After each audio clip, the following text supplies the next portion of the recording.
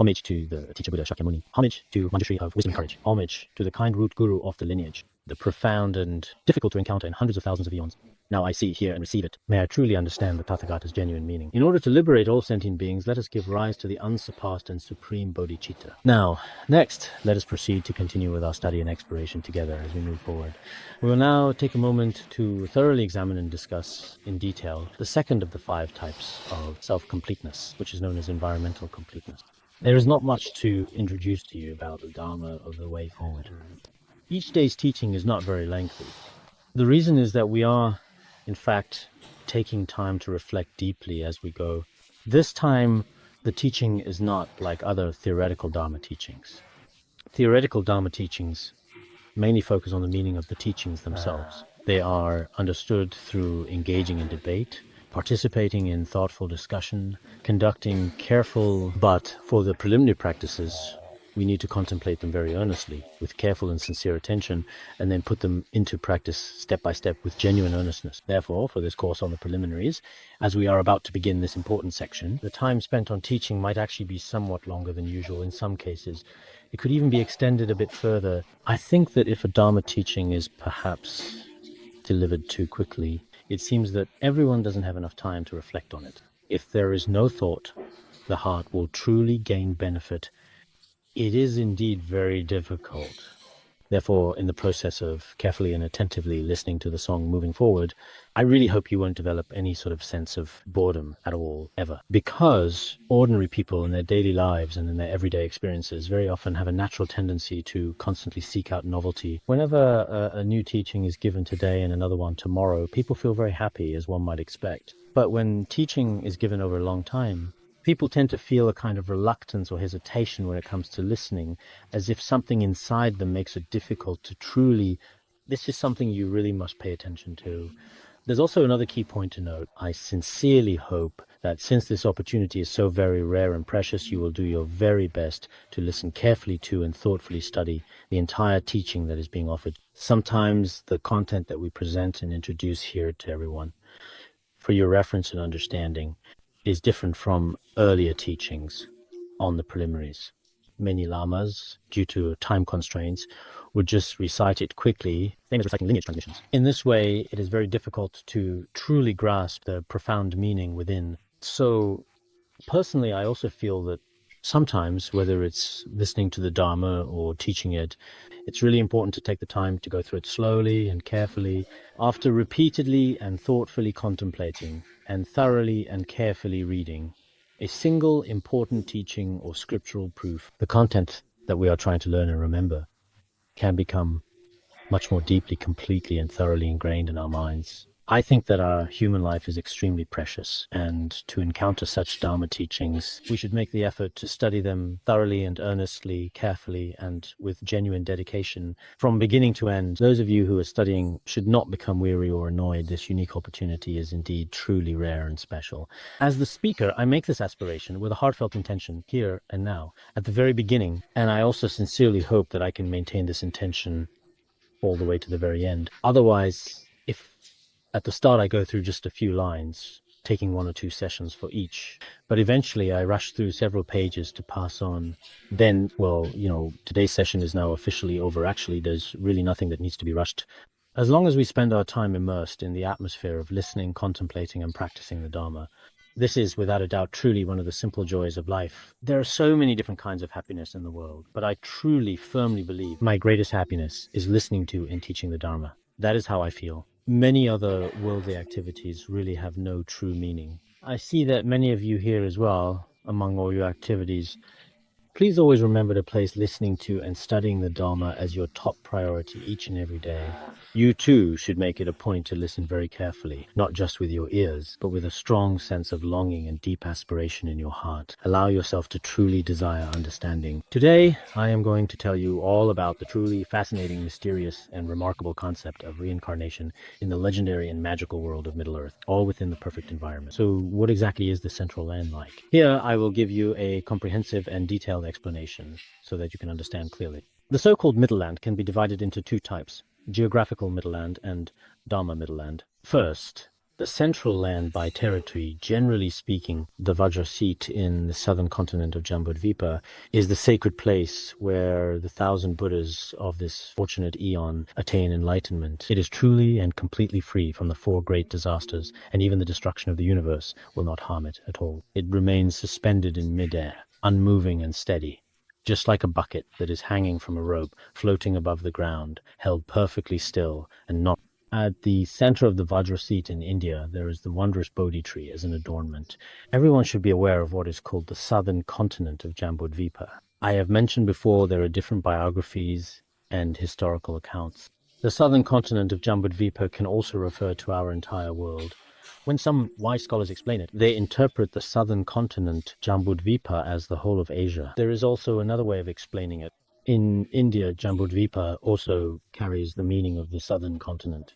So here, in this particular context, it refers to India, specifically the central region of India, right at its very heart. Now, according to some historians, as it is sometimes referred to in various historical accounts, the Vajrasattva, there are different views on where the Vajrasattva is in India. But nowadays, people refer to it as the place where the Buddha attained enlightenment. Bodh Gaya is considered the central part of India. Therefore, it is called the Vajrasattva in central India. In fact, the Vajrasattva in central India is the sacred location which is universally revered and highly venerated as the site where all the 1,000 Buddhas of the fortunate aeon ultimately attain enlightenment. As for the Vajrasattva in India, in the context of Buddhist history, why in particular is it actually referred to as the Vajrasattva, as it is known? According to the content of the Great Tang records on the western regions, it is because the 1,000 Buddhas, in the end, ultimately go there in order to enter the Vajra Samadhi, destroying the afflictive and cognitive obscurations of the 3 realms, and finally attaining complete and perfect enlightenment. Because they enter into the Vajra Samadhi, which is a profound meditative state, at that specific location, this place is therefore called the Vajrasattva. That is one of its meanings. Additionally, the Vajrasattva is said to remain intact even during the destruction of an eon. As mentioned earlier, it is like a bucket suspended in the air, always remaining there for an extended period of time. I have explained this reason before as well in detail previously. According to some teachings from the Venerable Jigme Lingpa, there was once a sage who practiced virtuous deeds for a very long time. His name was Yongtong, which as a matter of fact actually means milk drinker. This sage, known as the milk drinker, made a vow at the time of his death. He wished for all his bones to turn into Vajra diamonds. Among all the materials and substances in the world that are naturally occurring and known to humankind, the hardest is the Vajra diamond. He made an unwavering and solemn vow for his own body to become Vajra diamond indestructible and eternal. Because of his virtuous deeds and his meditation after his death, his entire skeleton truly turned into Vajra diamond. At that time, the gods took his body to the heavenly realm to distribute it. After the sage passed away, his foot bones, which were regarded as sacred and highly valued, were respectfully collected. Recognizing their spiritual importance, Indra decided to forge these revered bones. The sage's rib bones were made into short spears by Maheshvara. The sage's hip bones were made into a precious wheel by Brahma. During the process of each of them making their respective weapons, there were, in fact, many occurrences, perhaps similar to how things are made in factories today. A lot of shimmering, glittering Vajra diamond dust fell to the human world. That is in what is now central India. Here, as you can see, it's slowly and eventually accumulated over time into something like a barrel. From the Vajra earth below all the way to the top below is the golden wheel. Above is the earth. According to the content of the Great Tang records on the western regions, within a range of about approximately 100 paces around, in all directions below is Vajra and above is earth, as it is said, as it is often described. Because it is made of Vajra diamond, it will not be even remotely destroyed or damaged, even during the process of cosmic dissolution. That should be the reason, after all. When I studied the preliminary practices before, I always wondered why this would not be destroyed. When the entire 3,000 great thousand worlds are destroyed in the cosmic dissolution, why is this still suspended in the air, lingering there, inexplicably? The reason is that it is constructed from a special material known as Vajra diamond, because Vajra diamond is extremely hard. We know that when the gods and asuras go to war, The weapons of Indra and the others can completely destroy all the weapons of the Asuras, but when the Asuras use their weapons to fight back, they simply cannot manage to completely destroy them in any way, no matter what they do. So in fact, its substance is truly incredibly and extremely hard indeed. It is also closely related to the extraordinary and enduring power of the vows that were made by the sages. When we thoughtfully and carefully study the profound teachings on the Bardo, it is often said that when the Bardo body roams about in various places, it cannot pass through a mother's womb, nor can it pass through the Vajrasattva in India. Apart from these two, it can in fact pass through all other substances in the world, whether mountains, vast rivers, or even the earth itself, without encountering any form of hindrance or obstruction whatsoever. The mother's womb is indeed due to the karma sentient beings. Once one enters the womb, in this world, one is completely unable to leave or escape from it. This is, in some way, directly or indirectly related to karma, as you might expect. The Vajrasattva is connected to the power of the sage's vows. This is why, apart from these two, absolutely anything else can, in fact, be passed through without any problem. Some people might also perhaps wonder, does this mean that the Vajrasattva, once it has been established, becomes something truly permanent and unchanging, a place that will never be destroyed, lost? That is not the case. It does not mean it will never be destroyed. Here, forever just means it lasts a long time. Perhaps it will remain intact for many kalpas. It does not mean that it is completely permanent in any way. If it were truly permanent, it could not have come into being in the first place. Nor would it continue to exist in the world forever. It simply isn't like that at all. But aside from these particular dharmas, even the very hardest and most unyielding objects in the world, as we carefully observe them and reflect after few hundred or few thousand years, will all be destroyed. When we talk to construction teams about building the scripture hall and discuss quality with them, they can only guarantee cement structures for 50 or 100 years. No one in their right mind would ever dare to sign a contract that guarantees for certain a span of 200 years. No one dares to say, I guarantee it won't break for 200 years. In the present day, it is often observed that the quality of a wide range of materials available on the market does not meet high standards of durability, meaning that these materials tend to wear out, break. When they encounter adverse conditions like earth, water, fire, or wind, they can be destroyed immediately. So here we see that the Vajrasattva in India is indeed a special sacred place.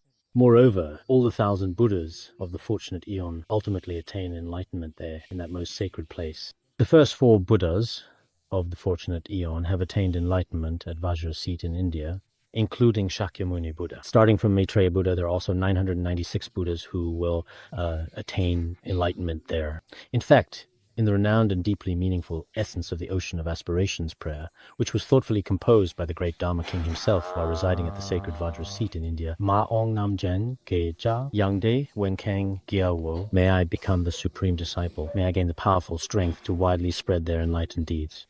When the 996 future Buddhas attain Buddhahood in this pure land, I aspire to become the attendant of each Buddha and widely spread their great enlightened activities. That is essentially, in other words, you could say roughly the meaning. The master's aspiration here also means that at the Vajrasattva in India, there are still 996 Buddhas who will attain Buddhahood there. So when we make aspirations every day, we also aspire to accomplish this there. If we attain the realization of a noble being before that, it would be wonderful. After attaining the realization of a noble being, we can also frequently listen to the Dharma and serve as attendants before other Buddhas. This is, above all else, the aspiration we make. At the Vajrasattva in India, many eminent monks and great masters from Tibet have gathered, especially the great masters of Nyingma tradition. Every year in December, as always, a very large aspiration prayer assembly is held, a gathering for making great aspirations. This event or activity is held every year on a regular basis. Therefore, in the future, if any of you who are present here today ever have the chance or the opportunity to travel to India, whether it is for any reason or occasion, please remember this. Be sure not to forget to make a pilgrimage to the Vajrasattva in India. Some individuals have already been there before, and after returning, they brought me Bodhi leaves. One person said with a smile, "This Bodhi leaf, I stole it from the tree nearby to offer to you as a gesture of respect and goodwill, because the Indian government has legal regulations in place. stating that Bodhi tree leaves must be protected and cannot be picked at will for any reason. So these Dharma friends somehow quite remarkably managed to steal them, but sometimes we just patiently wait underneath, waiting there like that for a whole day, sometimes for hours on end, especially in autumn when the gentle wind softly blows. The leaves begin to gently drift down and fall. At that particular moment, several different people begin to quickly move and reach out, all trying to get to them underneath. Each person is eager and determined, stretching their arms, and it is the place where 1,000 Buddhas of the fortunate eon attain enlightenment, floating in midair. And within approximately about 100 steps around, in total, that area is called the Vajra seat of India in the surrounding area. It is the exact place where Shakyamuni Buddha was enlightened. There is a very large, majestic Bodhi tree standing tall at that location. I may have actually talked about this Bodhi tree before, perhaps in the past. In fact, it is not actually the original Bodhi tree under which the Buddha actually attained enlightenment. According to some various historical records, it is noted that there were several distinct and different events. First, at that time, King Ashoka had not yet, in fact, embraced Buddhism and was influenced by non-Buddhists. When he was just about to set it on fire and completely burn it, something truly remarkable happened. Many astonishing miracles occurred right before everyone's eyes. The majestic Bodhi tree miraculously sprouted and manifested various remarkable auspicious signs amidst the flames. As time went on, he gradually developed a sincere faith in the object, feeling a sense of devotion grow within him. To express this, he carefully took some fresh milk. The first time, the Bodhi tree was completely restored. The second time, just because King Ashoka had developed great faith in the Bodhi tree, he would go there every day to pay homage. And after embracing Buddhism, he often visited the site. His queen would often ask some of the ministers below him, "Where, could you tell me, has King Ashoka gone?" Every day he would go to the Bodhi tree. Later, she became a bit displeased and sent people to cut down the tree. When they were cutting the tree, various auspicious signs appeared. Later, she too, in time, felt regret and repented. Then she also began to pour milk over it, and the tree was restored. Later, during the reign of a king who succeeded Ashoka, there were adverse circumstances, and the tree was destroyed again. Afterwards, Ashoka's daughter, for a brief moment, quietly appeared, standing silently. Took a branch of the Bodhi tree to Sri Lanka, which is a sacred Buddhist site, and planted it there.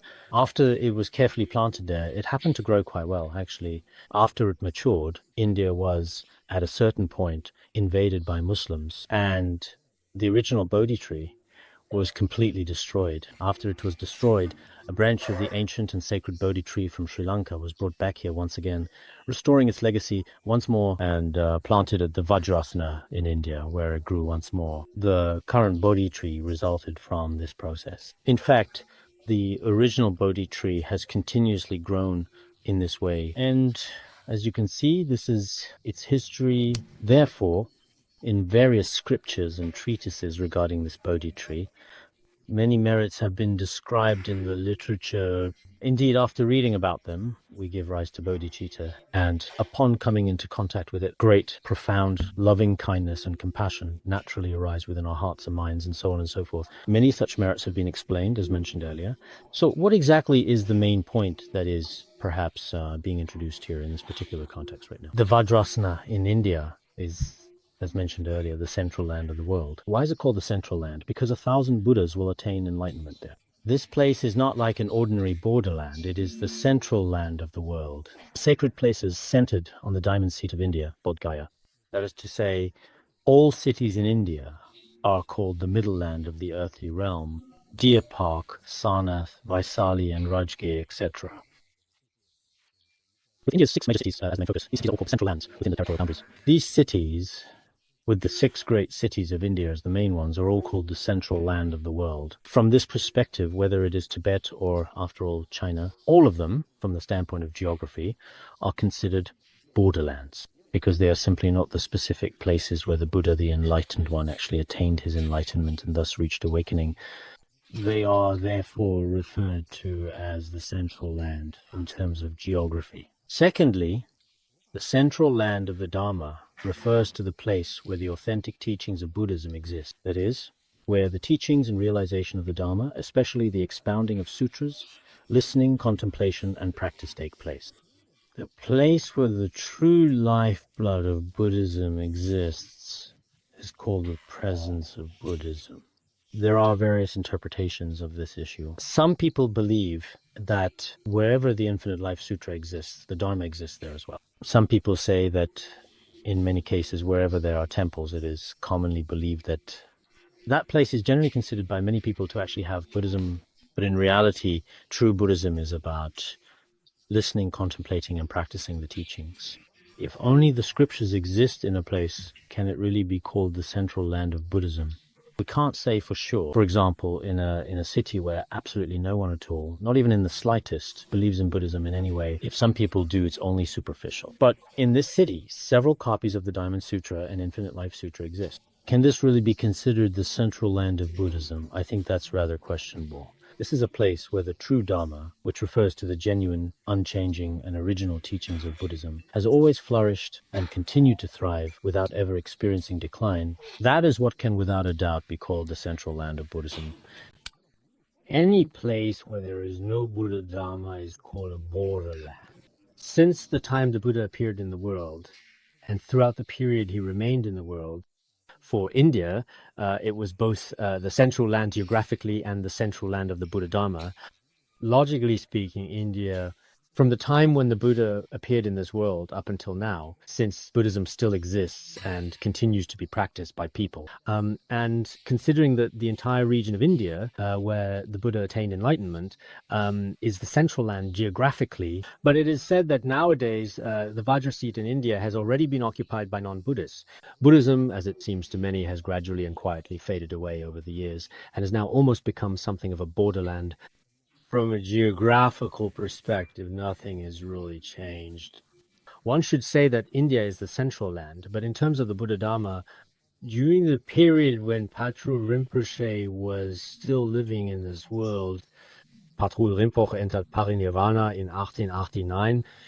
At that time in India, when we went to India, they said that according to their own account, as they recalled 50 years ago, it had in fact already been completely and utterly destroyed by Muslims. By the time in question, the territory had already been under the control and occupation of the British Empire for a period of approximately 50 years.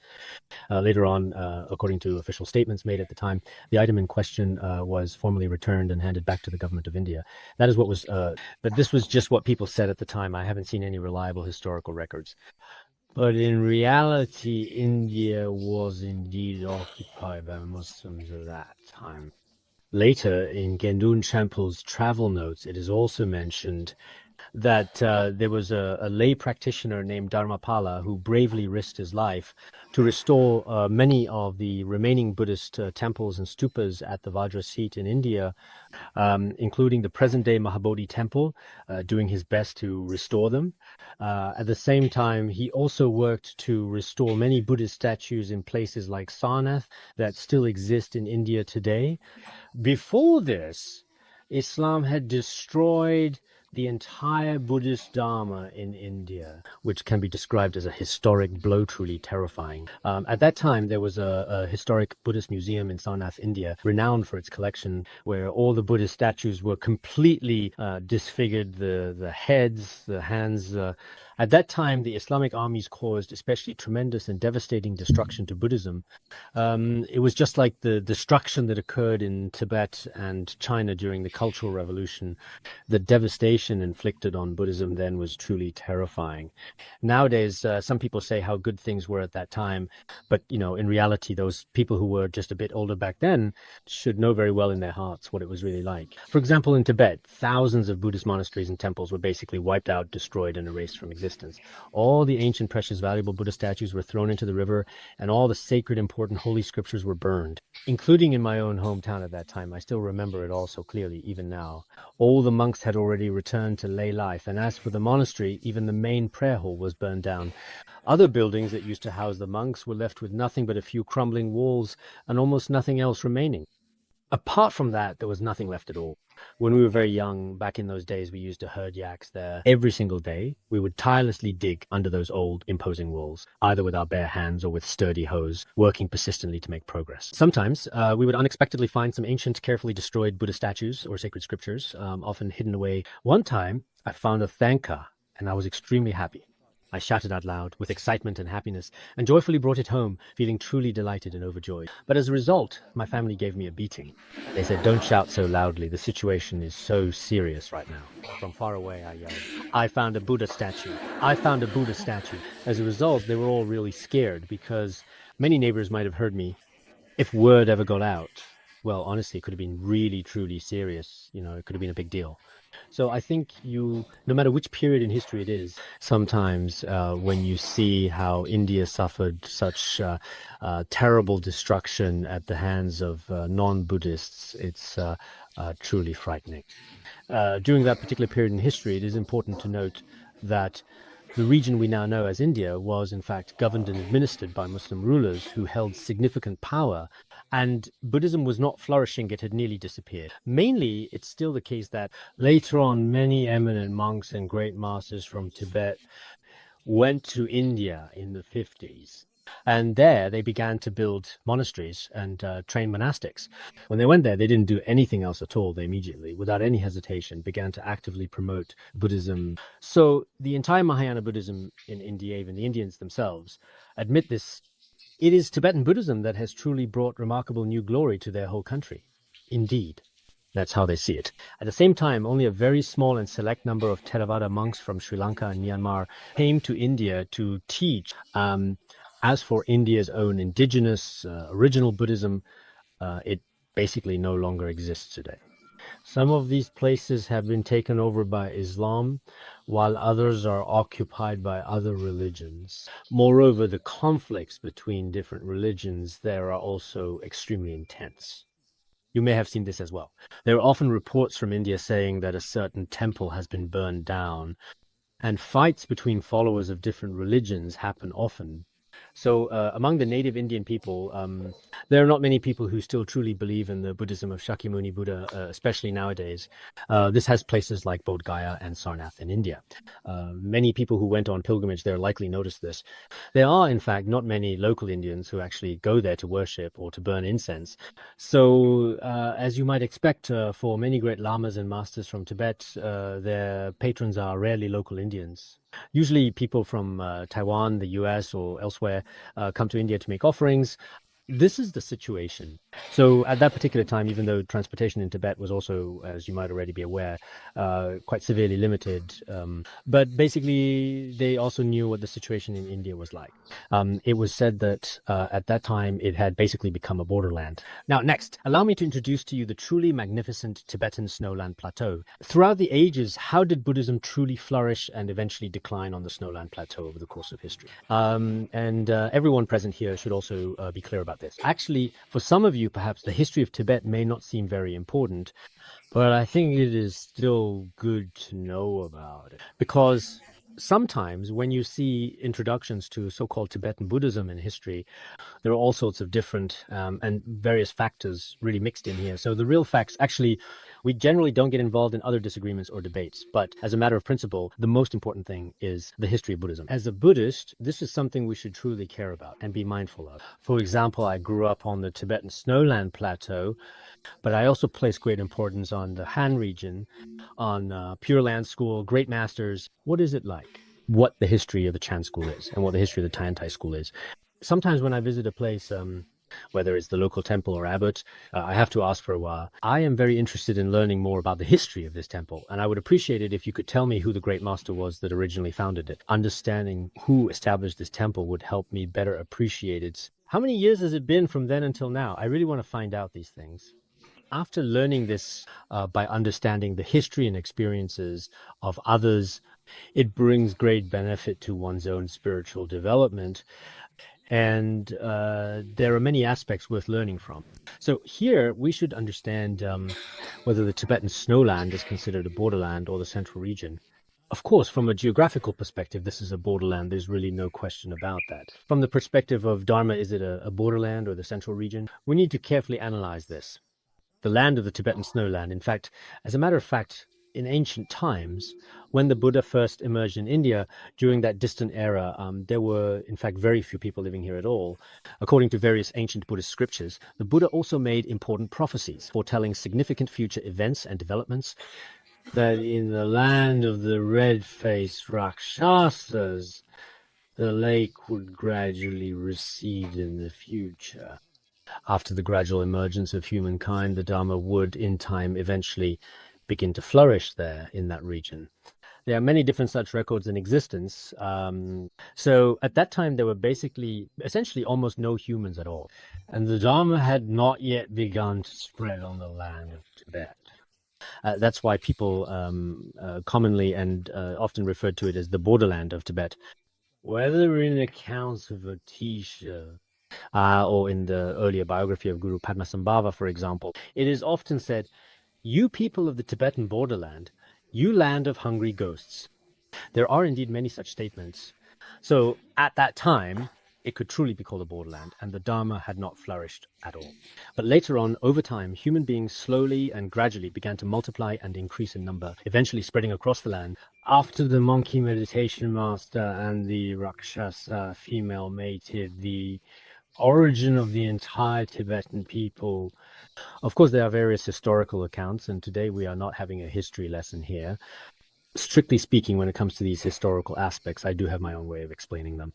Because back when I was studying at the Teachers College, my major was Tibetan language. At that time, I regularly read Tibetan history every single day during that period. I also went through many, many records of the human history of Tibet. In those areas, I do have a relatively good understanding. And back then I was very interested in it myself. So sometimes, as you might have noticed, people can actually have different ages. When I was young, I wanted to learn more about history, logic, and poetics. Now, I want to learn more about spiritual practice. And apart from that, just having a general idea of human history is probably more than enough, if you ask me, to be honest. Later on, the whole of humanity here, including many popular DVDs and a variety of books, which are now introducing the Land of Snow to audiences. These talk about it quite a lot, but sometimes they go overboard. Because nowadays, some scholars and journalists, they don't understand the truly mysterious principles of Buddhism. He felt that there was a little bit of profound truth in this through his tone to make changes and transformations. As a result, the original true meaning, which was once clear and precise, gradually becomes somewhat distorted. And so whether you're watching TV or some of the DVDs produced nowadays, they sometimes, quite simply, don't present history very accurately at all. When Buddhists look at histories written by non-Buddhists, they find them unreasonable. Later, indeed, many kings and ministers who were incarnations of saints successively appeared in the world. With great compassion, they emerged upon the vast and ancient Tibetan plateau to lovingly and skillfully spread the Dharma and to liberate all sentient beings from suffering. If you were to go through the truly long history one by one, I believe that the historical evolution of the Tibetan plateau is still different from that of other places. Why is it different? In other places, whether it's politics, military affairs, or science and culture, these aspects are more or less the same without any real difference. But the most important distinction lies in benefiting sentient beings and the propagation of the Dharma. In these respects, there are still quite significant differences, as a matter of fact. It's not like how some people now portray it, such as King Songtsen Gampo killing yaks at that time. There are many actors who perform various kinds of, but in reality, it's not like that. We should say that looking at history, these kings throughout the generations, especially in terms of actually promoting the Dharma, I'm not talking about other aspects. When it comes to spreading the Dharma, I am often deeply grateful. Of course, in the very beginning in Tibet, for example, in the heavens, there are different versions of these stories. First, there were the 7 great mighty heavenly kings, as well as the 6 earthly kings of Le. In between, there were 8 groups of kings, and finally 5 great kings, and so on. Altogether, there were in total 28 generations of kings. Altogether, in all, according to historical records, Latatori Nyensen was considered an emanation of Bodhisattva Samantabhadra. During the time of Latatori Nyensen, the Sutra of 100 Prostrations and Repentance, as well as miniature stupa images and molds, the supports of the three jewels, descended from the sky and landed on the royal palace. This marked the true beginning of the Dharma. That time is considered the start of Buddhism. Actually, there are different accounts of this. For example, in the well-known Red Annals, as well as in other related historical records, it has been consistently recorded and explicitly stated that at that time these sacred supports of the three jewels gradually appeared, shining brilliantly along the radiant golden sunlight on the roof of the king's majestic palace. The king and his ministers were all at once utterly astonished. After reading it, to be honest, I actually still don't really understand the content of the material. At that moment, a very beautiful voice resounded in the sky. It said, "You do not understand it for now, but you should make offerings to it with a truly pure and sincere mind. After 5 generations, in the fullness of time, its true meaning will ultimately be understood." In this way, a prophecy was given as foretold. Later, the king regarded it as an extremely wondrous and mysterious object, treating it with reverence and making offerings to it. There are also such accounts in the History of Tibetan Buddhism by Dudjom Rinpoche, and in several related historical texts, it is said that these objects descended onto the palace. This is the Bonpo version of the story, which does not hold up logically. The actual historical truth is that, without any exaggeration, at that time, 2 panditas from India and a translator came.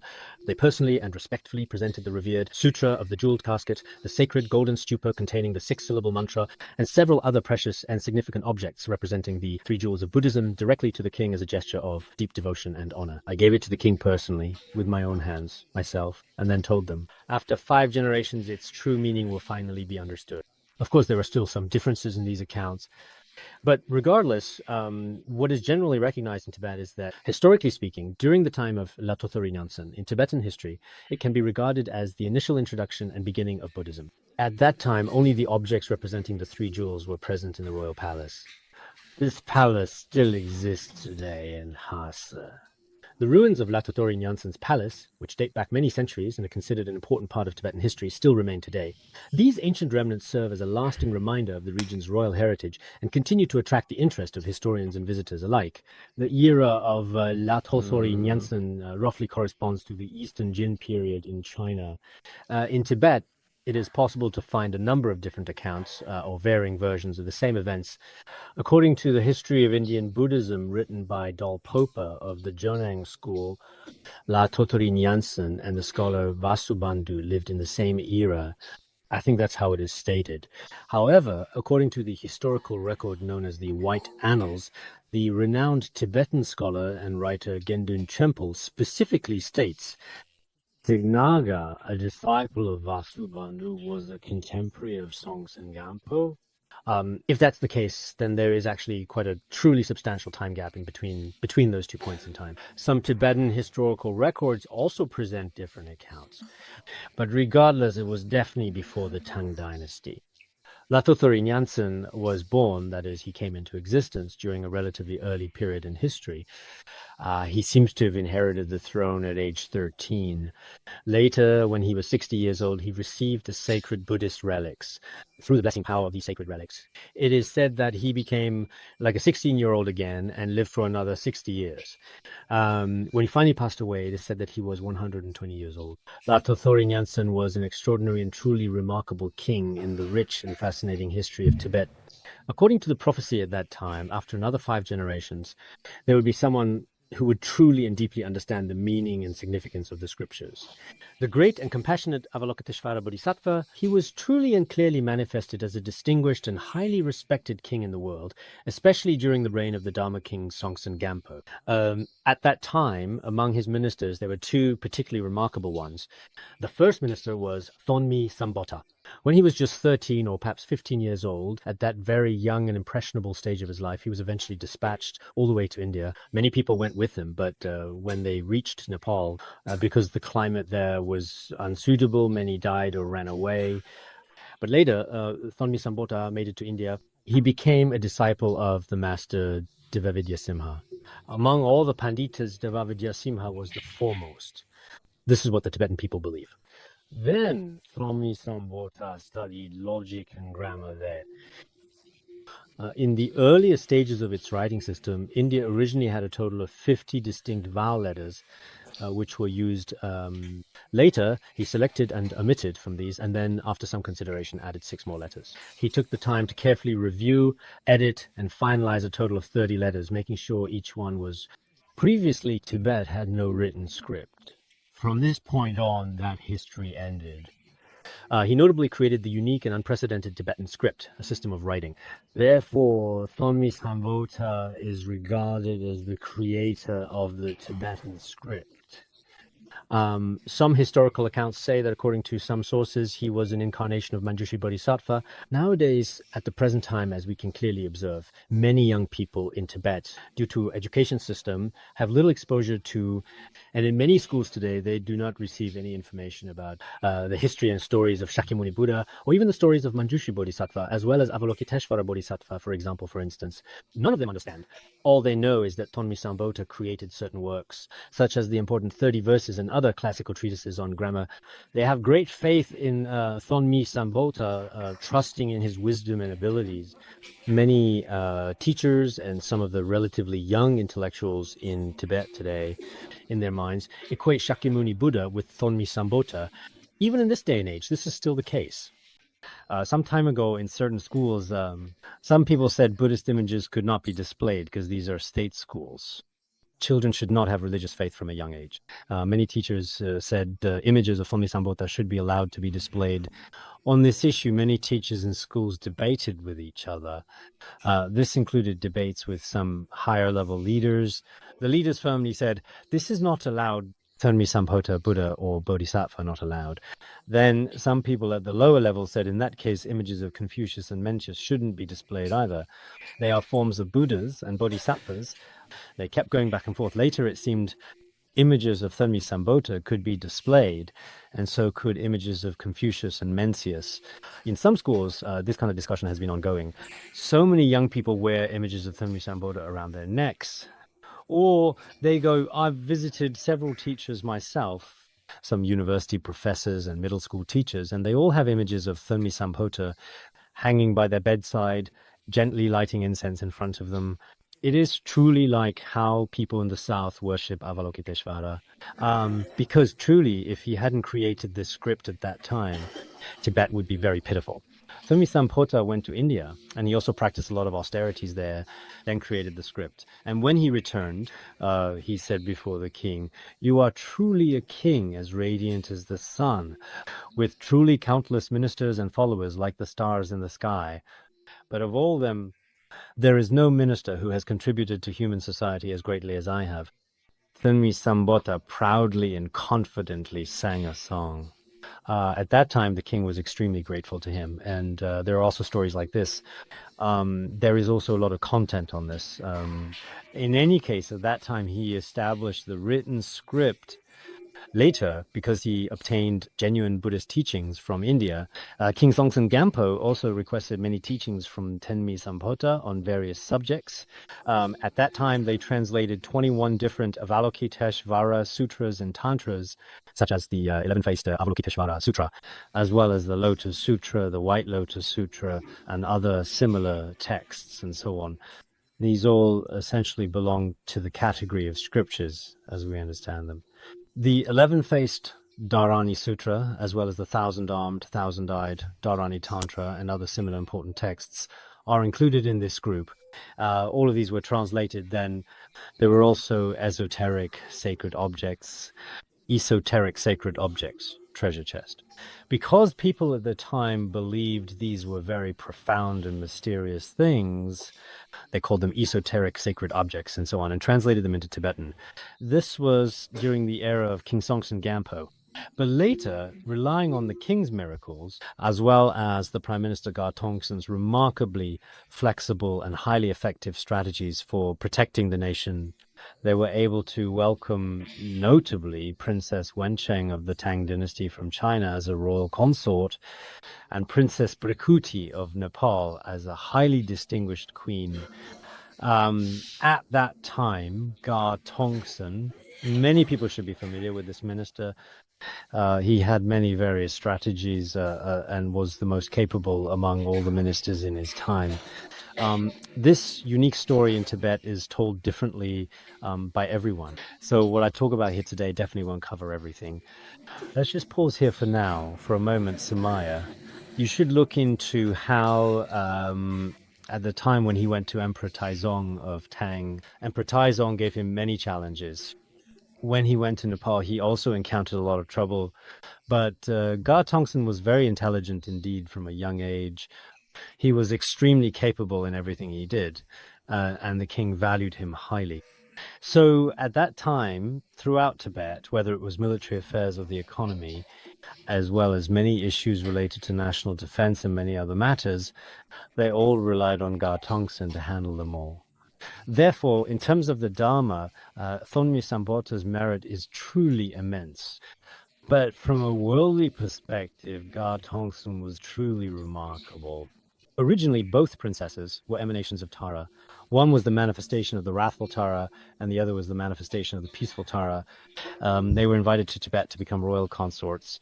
At the same time, statues representing our teacher Shakyamuni Buddha, two statues of Shakyamuni Buddha, one 8 years old and one 12 years old, among several others, as well as many supports of the three jewels, were invited to Tibet.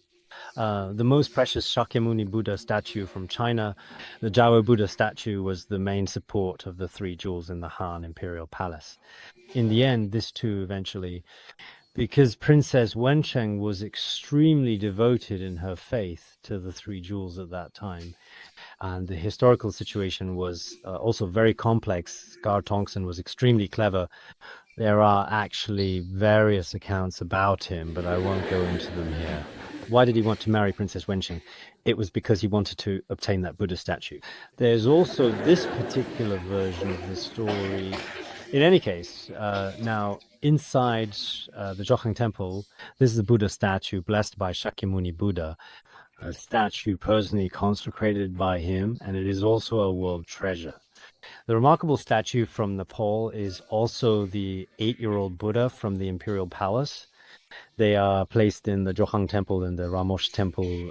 Moreover, they built the renowned Jokhang Temple in Lhasa, as well as the historic Jiji Temple, the revered Genji Temple, and many other significant and important temples.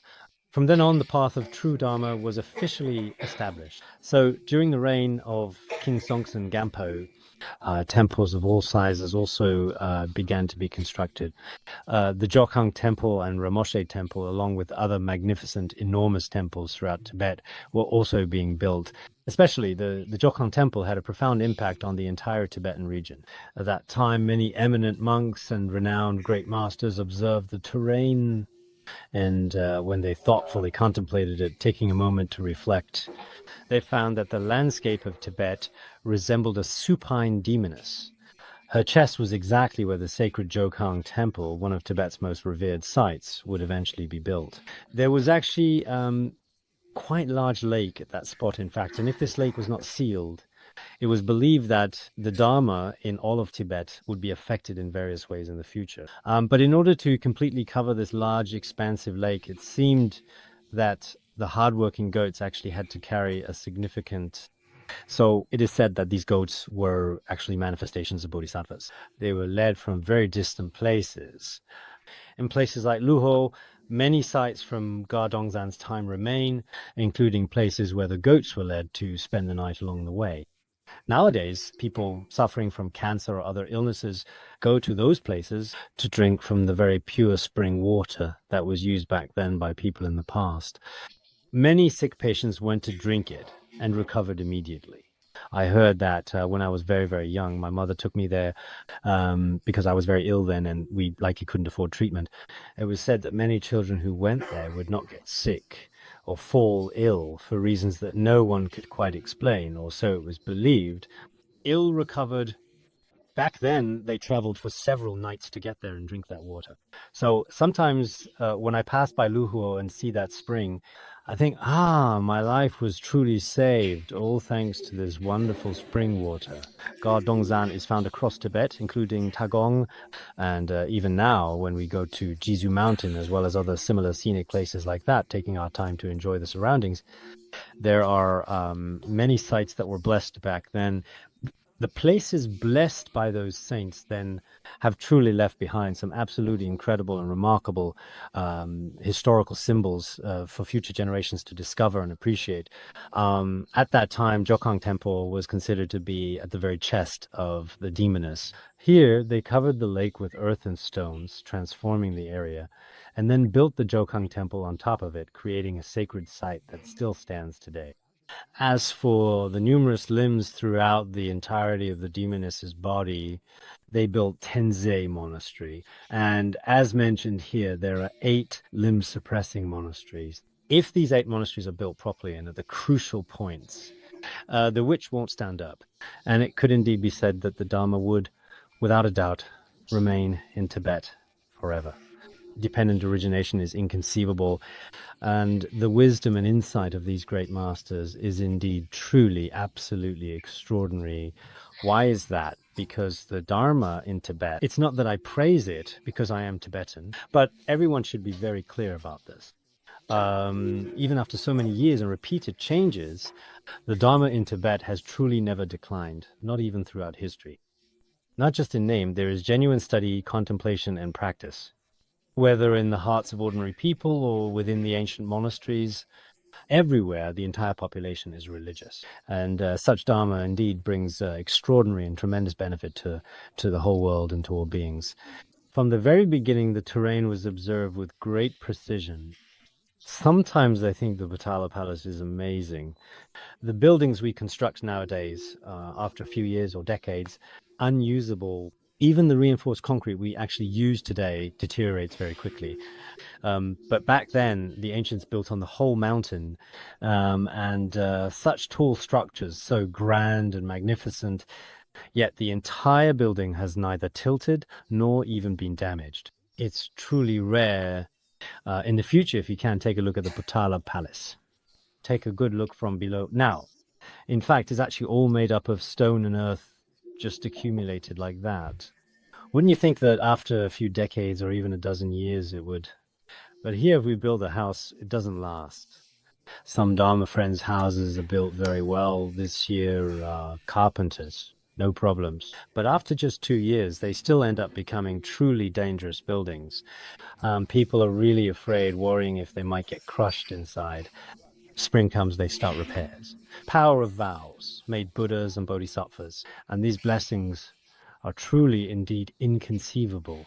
These aspects really do deserve deep reflection. In short, at that time in Tibet, you could say there were Buddha halls, monasteries, and places where the 3 jewels were present. But were their teachings being given monks or ordained practitioners? None of these things were present at all, not a single one. At that time, compared to the era of Lauto Tori, the Dharma was quite flourishing, but for it to truly flourish, it may take great teachers to teach everyone, and the atmosphere for people to genuinely practice virtuous deeds was not very strong. You could put it this way, after another 5 dynasties, when the renowned Tibetan emperor Trisong Detsen was notably in power, this period was, for the most part, basically the same as the Tang dynasty in the Han region, although in terms of era, the Tang dynasty and King Songtsen Gampo were contemporaries. It can be said like this. But from the perspective of the flourishing of Buddhism, at that time in the Han region, many emperors believed in Buddhism, and a considerable portion of the entire population also embraced the faith. When we look back at history, it is indeed still something truly worthy of genuine rejoicing and celebration. The true golden age of Buddhism in Tibet was during King Trisong Detsen's reign. At that time, he also sent people to India to invite the unparalleled Vajrayana master among the 3 realms, Origin Padmasambhava, as well as approximately 108 other panditas. These wise men from India are what we call great panditas. they were invited into Tibet. At that particular time, there was no openness between countries. Communication, transportation, tough. But with India, it could be said that in particular, there was a significant and large-scale international exchange. Even today, inviting 100 people from another country would still be quite difficult in many respects. So during the time of Trison Detsen, cultural exchange, to put it in modern terms, showed a very open-minded vision. You could say that at that time, 108 Panditas from India were invited to Tibet, and then the very first monastery in Tibet was constructed, marking a significant moment. Samye's unchanging, spontaneously accomplished Great Hall and other physical supports. First temple in the Tibetan region. Just like the White Horse Temple in Luoyang was the first temple in Han region, Samye Monastery was the first in the Tibetan region. The murals in Samye Monastery are also quite unique, vividly depicting the entire process of Guru Padmasambhava and Bodhisattvas coming to Tibet, as well as how King Trison Detsen spread the Dharma and governed the country. These experiences are introduced one by one and described in great detail. Samye Monastery combines Han, Indian, Tibetan. It was built following layouts and styles of these three traditions. Construction in biography of Guru Padmasambhava. There is a wealth of related historical information. In terms of size, we have also visited Samye Monastery. It's not very large, but considering the era, it was indeed blessed and significant from a historical perspective. It is an ancient, peaceful monastery with extraordinary and tremendous blessings. His Holiness, the wish-fulfilling jewel, would often recount, by recalling his past lives, how at that time, before Guru Padmasambhava, he manifested as Vajrasattva, the wrathful deity who subdues obstacles, especially during that particular period of time in history. But the experiences of how the Dharma was propagated would often quite vividly reappear in his mind. He also taught the great translator, notably Vairotsana and others, and the translation styles of the 108 translators. At that time, he taught 108 young Tibetans how to translate. Translators worked the scriptures, tantras, treatises, and so on that were flourishing in the Holy Land of India. They translated all of them. When the Venerable Atisha later came to Tibet, he also praised, now in Tibet, you have so many sutras and tantras. We don't have it here in India right now. Indeed, I often think of the Kangyur and Tenyur from that time. So many scriptures were all translated in total. And quite a number of treatises were also translated. At that time, the king and his ministers demanded that no Tibetan treatises were simply not allowed to be included in the Kangyur. They feared Tibetan treatises were inauthentic. Even among the 218 volumes of treatises in the collection, it is important to note that Tibetan authored works, regardless of their content or significance, were not permitted to be added. The Chinese and Tibetan Tripitakas differ in this aspect. Here, the Tripitaka is entirely the Buddha's teaching, so it's called the Tripitaka. All 218 volumes of treatises are interpretations of the Buddha's intent by Indian sages. Because as known, India at that time was strict about this. Only those who were sages could compose treatises. So the Indian Tripitaka and its associated treatises and commentaries originating from ancient India, after being translated back then, represented an enormous undertaking. But the benefit to Buddhism and sentient beings was truly beyond imagination. At that time, there were 7 preliminary test monks, including Vairocana. They began by testing whether it was actually possible to have ordained monks in Tibet. 7 people first tried ordaining, and as a result, the experiment succeeded. The first monastic community became the foundation. From then on, Buddhism gradually and magnificently flourished throughout the vast land of Tibet, just like the rising sun. Up to the present, although there have been over the years a great many ups and downs during this period, including the destruction of Buddhism by the demon king Langdama and so on, many things happened. Especially later on, the ordeals indeed became even more severe. But in reality, the Buddha's teachings and realization, one could say, have endured without decline and are still thriving. Therefore, Tibet can truly be called a genuine Buddhist heartland in every sense of the word. Some Dharma friends, although they have not been reborn in Tibet, have actually come to Tibet to study, and this should really be no different from being reborn in Tibet. Some people did not come from Buddhist families, but later went to monasteries themselves. This can be seen as rebirth in the Buddhist heartland, a perfect environment. Otherwise, especially if one's own family outright rejects the Dharma, sometimes it really does seem very difficult. If your family doesn't believe in Buddhism, this is borderland situation. For some of us, does this mean we might be lacking one of the 10 endowments? For most people, even though you may have been ordained for many years, but you still have to keep it a secret from your family. Some family members frequently write letters to authorities saying this person is bad, and they follow through. Actually, it's pitiful, these family members. They don't believe Buddhism and use all kinds of means to harm their own children. They even try in various ways to damage some Buddhist communities. Today, I saw a handwritten letter written by a Dharma friend's family member. They wrote to certain departments, really. Some people are really, truly pitiful, but there's nothing that can be done about it. They themselves are already bound by such karmic forces. So whether reborn in a borderland or in the Buddhist heartland, each person should reflect on this. If the place you live in now counts as the Buddhist heartland, then many people often practice the Dharma and live where Buddhism flourishes. Therefore, on these issues, we should pay close attention and observe carefully. In short, it truly is, without a doubt, a place where Buddhism flourishes. It is very important to always reside in such a place. Ordinary people, even if they temporarily become monastics or temporarily take lay precepts, because of your family, your upbringing, your environment, social influences, or your cultural background, or for various other reasons, you are gradually and subtly influenced. Little by little, you may slowly become a non-Buddhist. This is the great danger. I sincerely hope that every devoted Buddhist from all walks of life should first choose your companions and environment carefully. This is indeed very important. Some Dharma friends often ask for leave to go home from our institute.